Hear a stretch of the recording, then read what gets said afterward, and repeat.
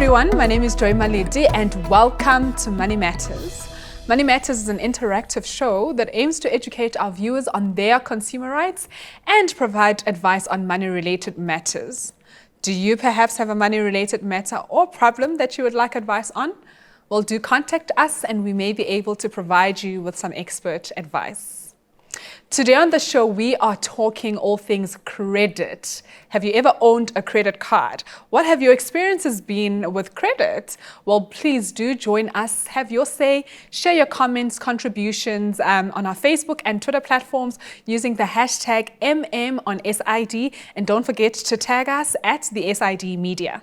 Well, joining us today to unpack a little bit more on this topic is once again our brother, Mr. T. Mashao, a financial advisor. Welcome, Mr. T. How are you?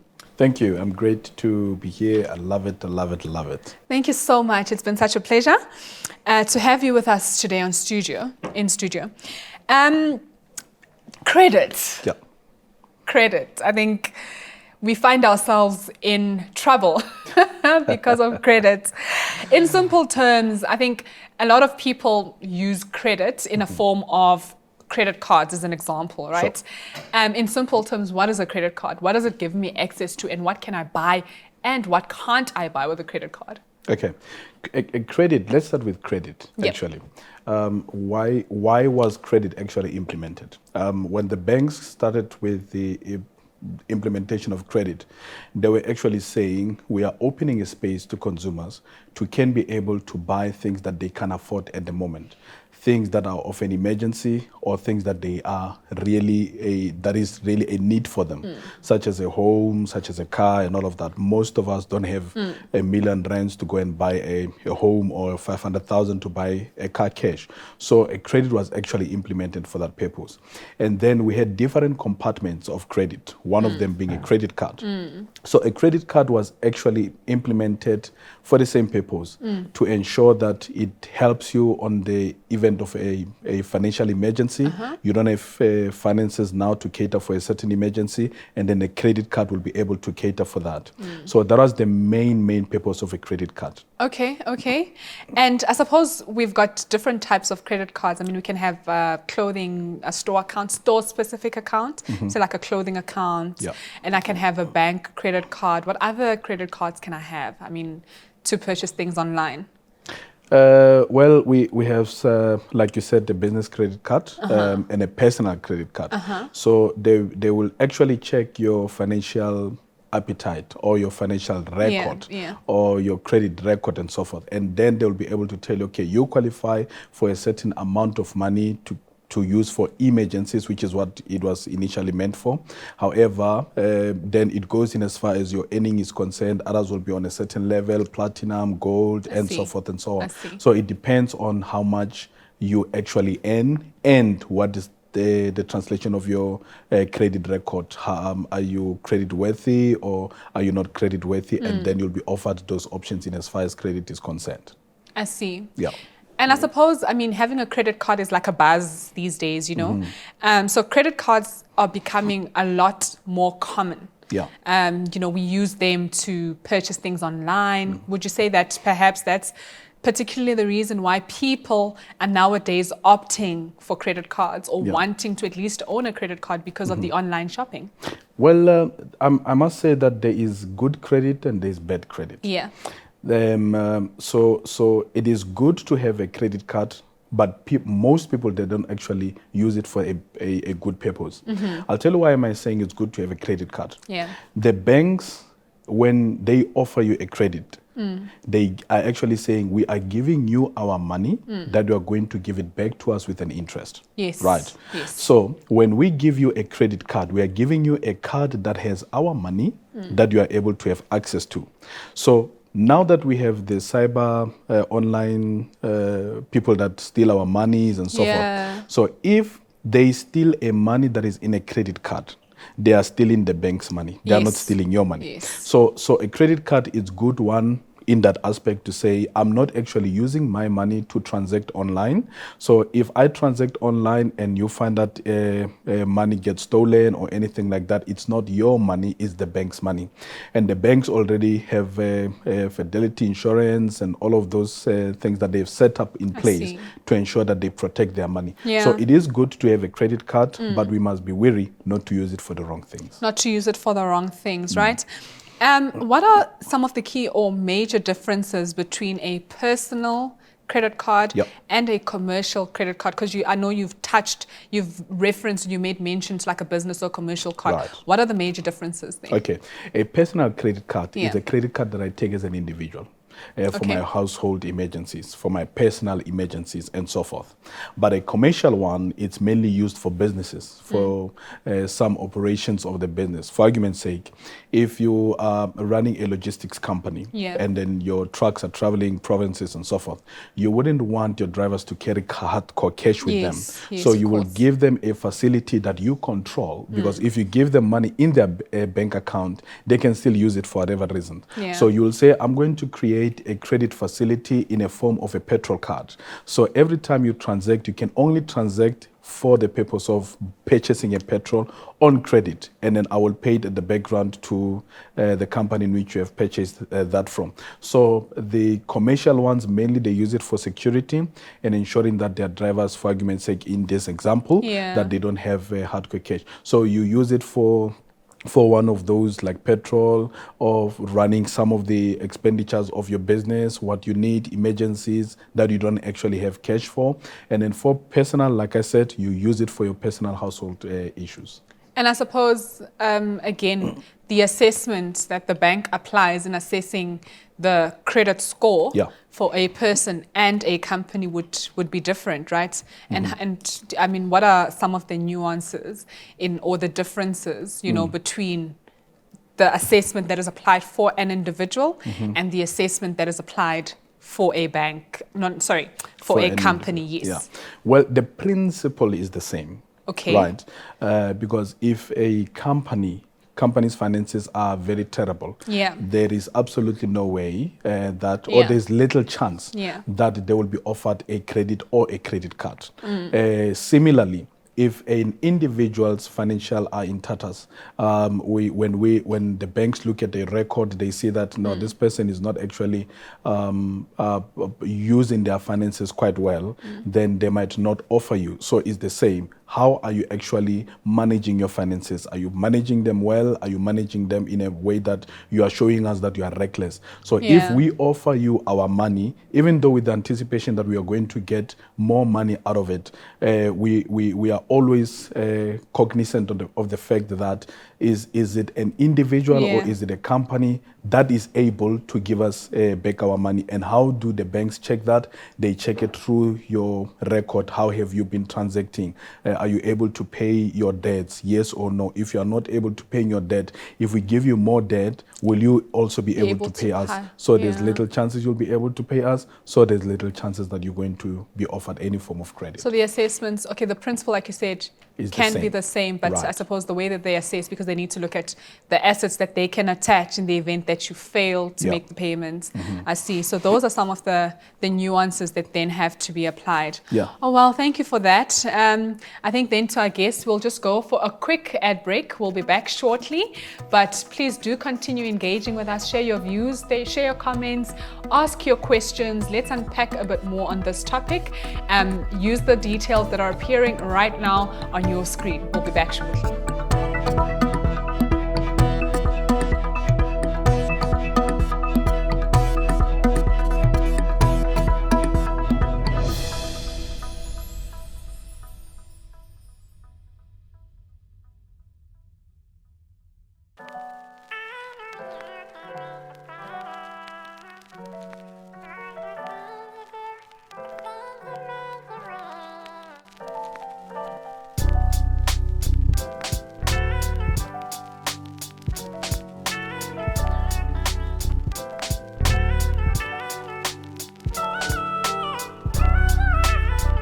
All of these and more on SID Media TV.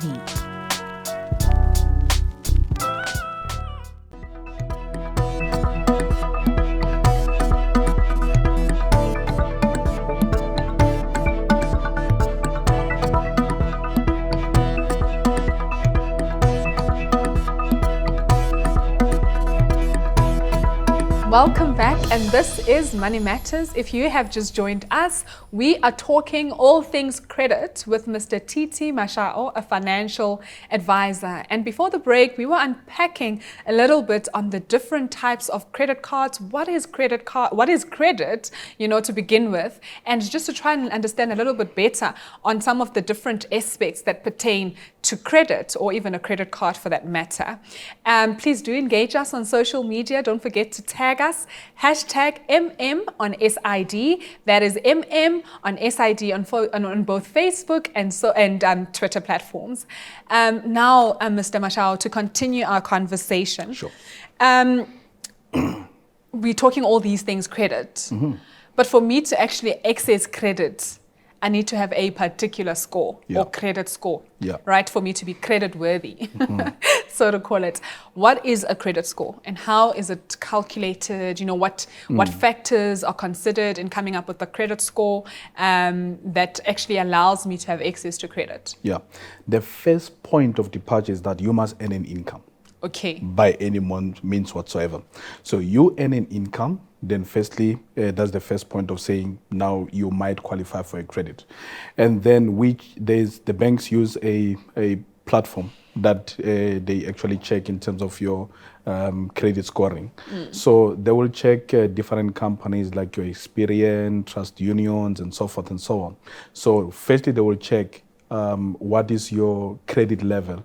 Are you at excellent? Are you at good? Are you at average? Are you at bad? Or are you at worse? I see. Yeah. So those aspects, what actually determines them, they will actually check into how have you been conducting yourself from a financial perspective on the debts that you have. Have you been paying them? Have you been having unsuccessful payments on your bank statement? What were you supposed to pay and you haven't paid? Who is put you on judgment, or who has asked you to be defaulted on the credit bureaus because you didn't pay them back, or are you not paying them back quite well? That's why when you miss a payment, you will get a call, they make an arrangement with you, and they will tell you by law we have to tell each and every other financial institution of your conduct in our financial institution. So that's how they actually get to know. So you get scored based on how you actually conduct yourself in as far as the credits are concerned and the debts that you have. So it's based on the history. On your history. Yeah, right. How have I managed my historical debt, basically? For Payment them to of your historical debt. Yes. Okay. And how is debt governed in South Africa?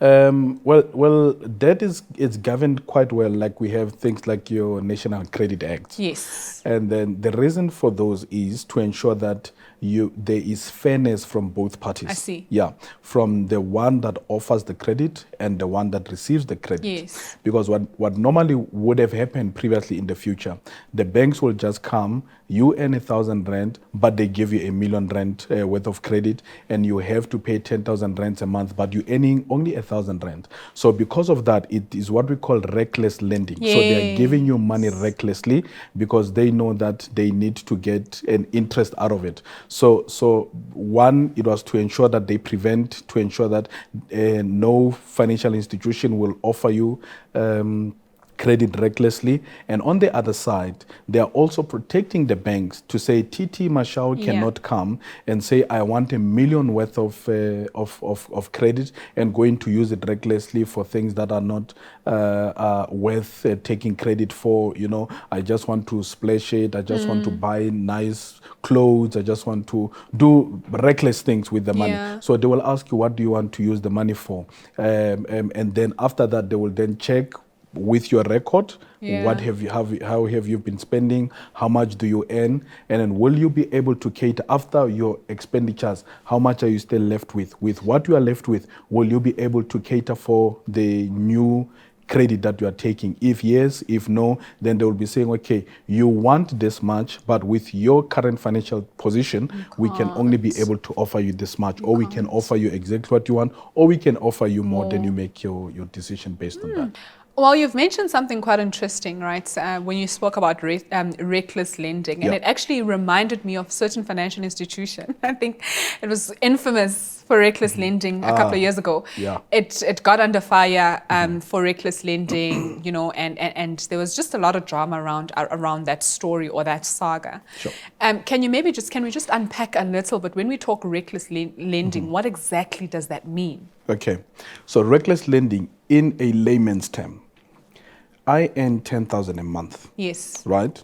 I need 100,000. Yeah. Okay, as a lump sum because I need to buy something important for myself. Doesn't matter what is it. And then when they do the calculation, Yeah. they find that for me to pay back the 100,000 on a monthly basis, I need to pay them 4,000 rands. Okay, we're just using practical examples. I need to pay 4,000 rands on a monthly basis. Remember, I earn 10,000, but it is not 10,000 that is only going to cover up for the loan that I'm taking. I need to pay electricity. I need to pay my rental or my bond from there. I need to pay fees, travel expenses, and all of those school fees and so forth. Now I'm only left with 3,000 rand, right? So the bank has the responsibility to ensure that when they offer you a loan or any credit facility, you are in a position to can be able to pay it back. So even if I have 3,000 leeway, they cannot say they are going to offer me a credit facility that is going to take the entire 3,000 that I'm left with.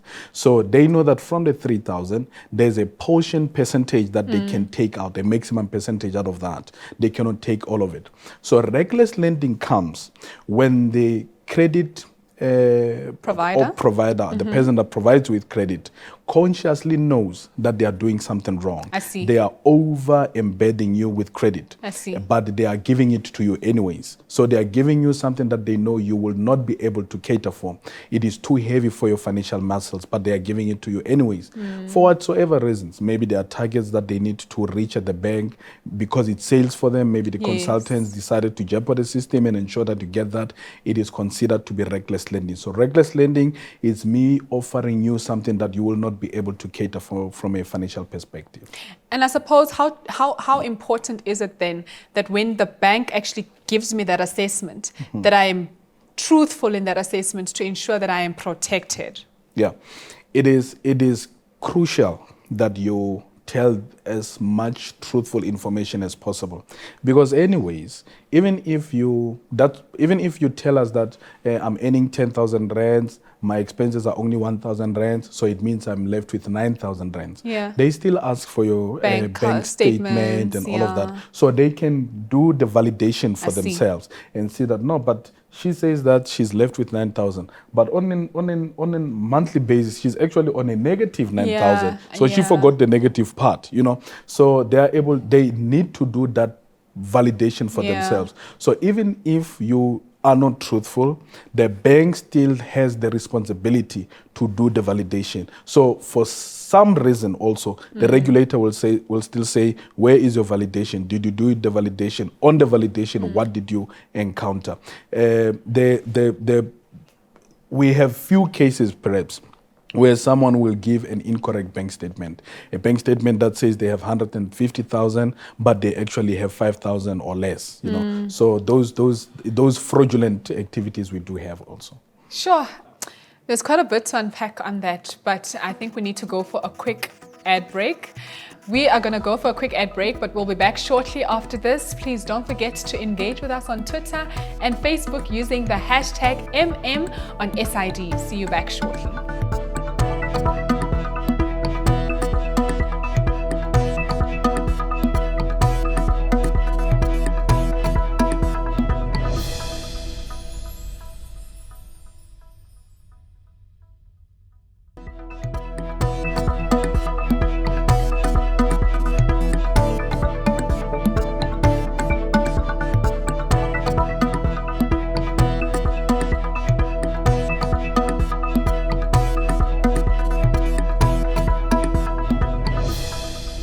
Welcome back to the last segment of our show. This is Money Matters, and we are still talking all things credit with Mr. Titi Mashao, who has joined us here in studio to unpack a little bit more on this topic. Please do have your say on Facebook and Twitter, and don't forget to tag us at the SID Media using the hashtag MM on SID. That is MM on SID.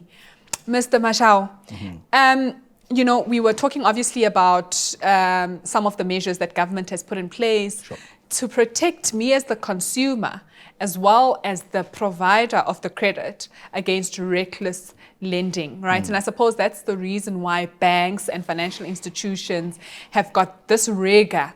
You know, you apply for credit and they come back and they're like declined, right? And I suppose it's because they want to protect themselves in the event that they are found wanting. So considering obviously how tough life has become, you know, the cost of living is just, it's just getting tougher and tougher by the day. Would you advise, right, that I should get credit to supplement my daily living, to supplement my income? I mean, is that advisable? Well, like I always say, there is good credit and there's bad credit. So if you're taking credit to, for argument's sake, buy a home or to buy a car, that is supplementing your income in some way, because you are earning an income but you are unable to afford.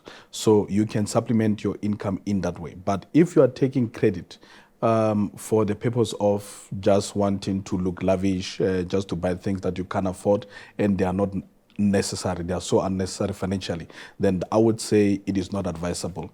So people that take credit, remember when credit was started, as I initially said, was to ensure that you are able to buy necessary things, necessities, emergencies that you are unable to buy at the time. So people should always have that mentality to say credit is for things that are necessary, things that are important, things that are a need, things that are an emergency that I cannot get now, and I'm able to outsource certain funds to help me cater for those. But if it is not for that purpose, don't take credit. If you are able to live life and you are okay, live life fine without taking any form of credit. Because remember, credit, you are using someone's money and you are going to take it back with a form of an interest. So rather put money aside for yourself, let it gain interest. It is your money. When you need money, you take back that money with an interest. That is the perfect way of doing it. But because we are not living in a perfect world, the reality is that we do have credit. Just manage them well. And the main thing is to ensure that you are taking it for the purposes of emergencies and needs. Well, I suppose if it's a necessity, I need food, as an example, right? I need food, but I can't afford it. Like my income is not enough for whatever other reasons, because I've got other debts that I need to service on a monthly basis.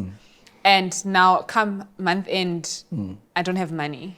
Or, you know, would you advise that, say, for example, my bank has got an overdraft facility. Right. How do I make sure that I don't find myself in this vicious cycle, a hole that continuously digs, like I'm just digging myself into a deeper and a deeper hole, just to supplement things like food? You know, how do I avoid that? The first point is you need to know your money. Okay? So how much do you earn and where goes where? Because most of the people will say, I earn an income, like we would have clients, and I ask them, what is your tax rate? What is your marginal tax rate? How much are you being taxed? They don't know. How much goes towards your provident fund, or how much goes towards your pension fund? How much goes towards your medical aid? They just focus on the net income that they actually have. So we always say, do a review of your income at least once a year or each and every after 6 months to see that things that you are paying I have some of them. How far are you now? Are you left with 2 months? Are you left with a year? Are you left with whatever? What other negotiations you can get with the banks? You got a credit with a certain amount, a percentage that is higher, but now you have been paying quite well. Can you negotiate and get a lesser rate, and then now you are able to pay less, or you are able to pay the same amount but now paying more because now the interest has actually gone gone down. So in as far as ensuring that you use it for the purpose that it needs to be used for, you need to know your money, study where your money is going to, know how much you actually earn, and then once you know where does your money go to, there are other things that you can be able to supplement for the issues of credit. Okay. So what are your last parting shots for our viewers? Well, my last parting shot is that let's get credit for the purpose of what it was actually created for the emergencies, for the needs, all of those. So don't use credit to cater for your lifestyle, because that is the bad thing to doing it. Let your lifestyle be, if you can afford something, don't do it. Rather save up for it and then get it on the next event. But credit is bad if you're using it for the bad purposes, and it's good if you're using it for the good purposes. So have credit for necessities, have credit for emergencies. If you already have a credit card, a overdraft, a personal loan, rather ensure that you squash it and pay it up earlier, because when you pay it up earlier, the interest you're going to pay, it is going to be saving. You're saving on interest and so forth. So the quicker you pay things, your debt, the better for you, and then we can start talking about the savings. We can start talking about building a credit, a wealth record as opposed to a credit record. Well, that is it for today, our viewers. It was such a very informative discussion that we were having with Mr. T.T. Mashao on the dangers of actually having or building up quite large sums of credit. And I think what he said, which I am learning and taking away with me, is that if you can't afford it, then don't do it. If you can't afford that lifestyle and you need to finance it with credit, then do not go there. It's been such a pleasure to have you join us today. Please continue engaging with us. Do you have more questions? Do you understand your money better? After this show, are you drowning in debt? Maybe just contact us and we may be able to provide you with some advice. Please do stay tuned next week. We'll see you same place, same time, right here on Money Matters. And from me, Joy Malete, and the rest of the Money Matters team, it is goodbye and God bless.